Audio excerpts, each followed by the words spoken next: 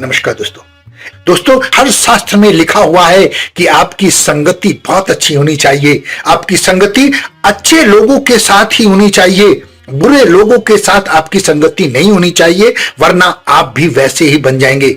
एक राजा और तोते की कहानी। एक दिन एक राजा जंगल में शिकार करने के इरादे से जंगल में घूम रहे थे, लेकिन उन्हें दूर तक कोई शिकार नजर नहीं आ रहा था। इस तरह धीरे धीरे वो घने जंगल में प्रवेश कर गए। तभी उन्हें डाकुओं के छिपने की जगह दिखाई थी।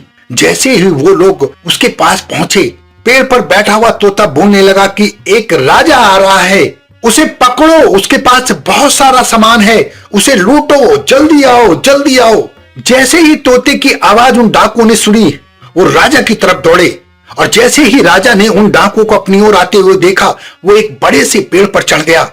डाकू राजा को ढूंढते रहे, लेकिन डाकू के हाथ राजा नहीं आए। डाकू के जाने के बाद जैसे ही राजा पेड़ से उतरे तो एक साधु महात्मा की कुटिया उन्हें दिखाई दी और उसमें चले गए। तब पेड़ पर बैठा तोता बोला, आओ आओ, पानी लेकर आओ, राजा का स्वागत करो, इनको आराम की जरूरत है।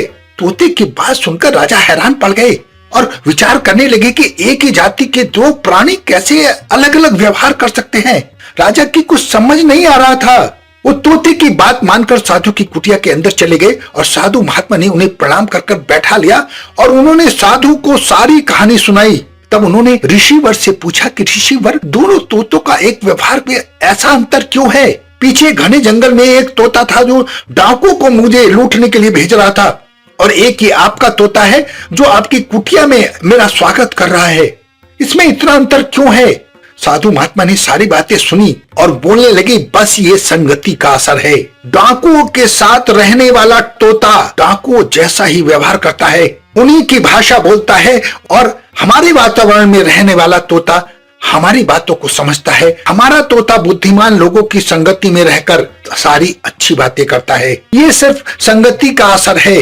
जैसी संगति होगी वैसी ही मूर्खता या अच्छाई आपके अंदर भर जाएगी। इसीलिए पुराने लोग, हर शास्त्र में लिखा हुआ है कि आपकी संगति बहुत अच्छी होनी चाहिए। आपकी संगति अच्छे लोगों के साथ ही होनी चाहिए, बुरे लोगों के साथ आपकी संगति नहीं होनी चाहिए, वरना आप भी वैसे ही बन जाएंगे। दोस्तों, कहानी बहुत मोटिवेशनल है, अपने जीवन में ढालने की कोशिश कीजिएगा। अपना बहुत ध्यान रखें, हंसते रहें, मुस्कुराते रहें, खुश रहें। धन्यवाद।